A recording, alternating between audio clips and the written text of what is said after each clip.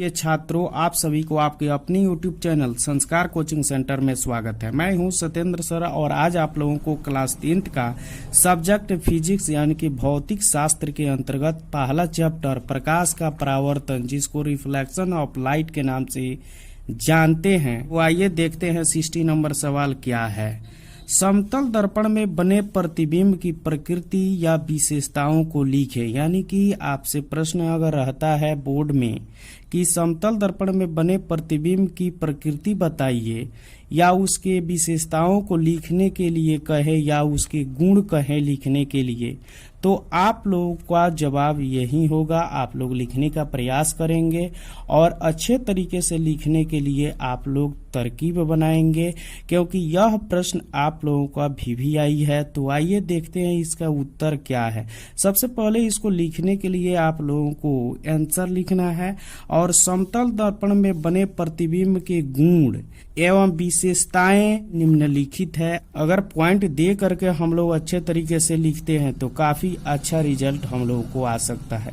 एक और बात आप लोगों को बता देना चाहता हूं कि समतल दर्पण में बने प्रतिबिंब की प्रकृति कहे तो आप लोगों को 2 से 3 लिखना है या 4 तक ले ही लिख सकते हैं, या विशेषताएं कहे तो 4 ही तक।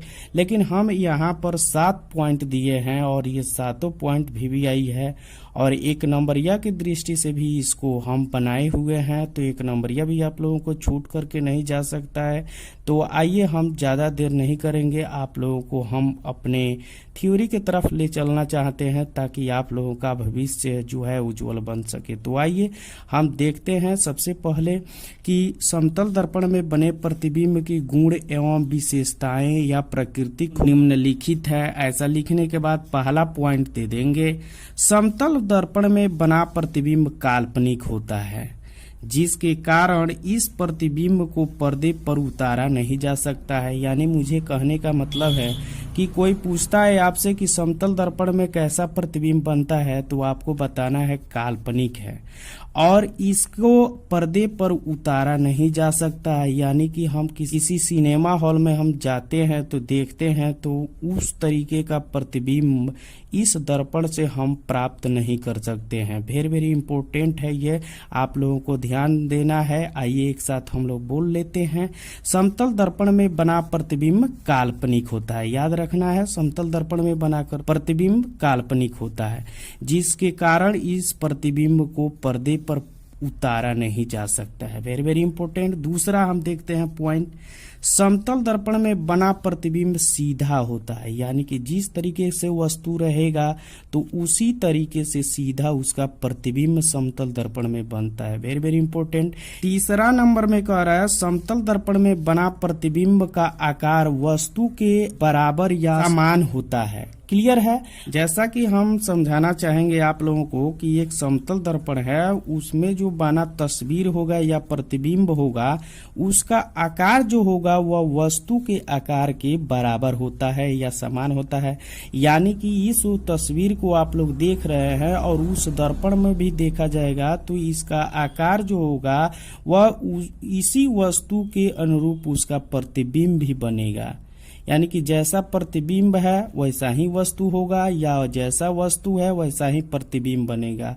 आप लोगों को अच्छा तरीके से ये समझ में आ रहा होगा। आइए हम चौथा नंबर पॉइंट की बात करते हैं। हम समतल दर्पण में बना प्रतिबिंब दर्पण के पीछे बनता है। यानी कि समतल दर्पण में जो बना प्रतिबिंब होता है वह दर्पण के पीछे होता है, क्योंकि यह प्रतिबिंब काल्पनिक बनता है और काल्पनिक प्रतिबिंब दर्पण के पीछे बनता है। जैसे पिछले वीडियो में आप लोगों ने देखा होगा, तो आराम से इसको समझ लिए होंगे। आइए हम अब 5वां पॉइंट पर देखते हैं कि यह पार्श्व विपरिवर्तन की घटना को दर्शाता है। यानी कि समतल दर्पण पार्श्व विपरिवर्तन की घटना को दर्शाता है।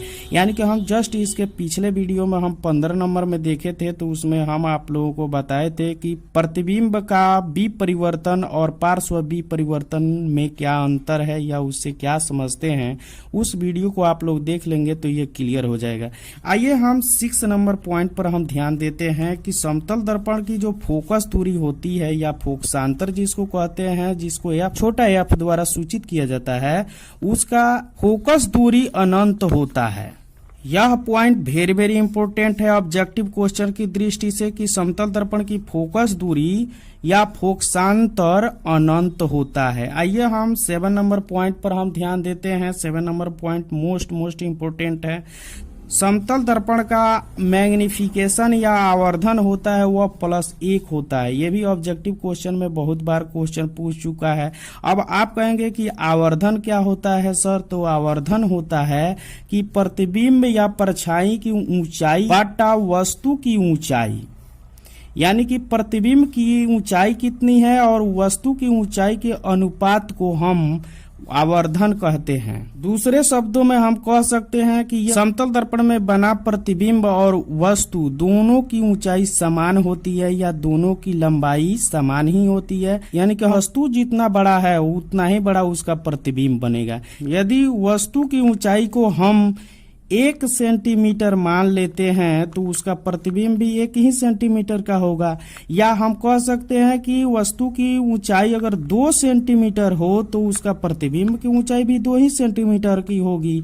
और इस तरीके से सेंटीमीटर कट गया और इसको घटाने के बाद में एक बार में चला जाएगा और यह प्रतिबिंब जो है +1 हो जाएगा। इस तरीके से हम कह सकते हैं कि समतल दर्पण का जो बना प्रतिबिंब का आवर्धन होता है वह +1 होता है। Very very important. तो आशा करता हूं कि यह वीडियो आप लोगों को अच्छा लगा होगा। तो मेरे चैनल को लाइक सब्सक्राइब जरूर कर ले और अपने दोस्तों में जो है शेयर भी करें ताकि उन बच्चों तक भी यह वीडियो नोट्स वाइज पहुंच सके। तो इस वीडियो को देखने के लिए धन्यवाद।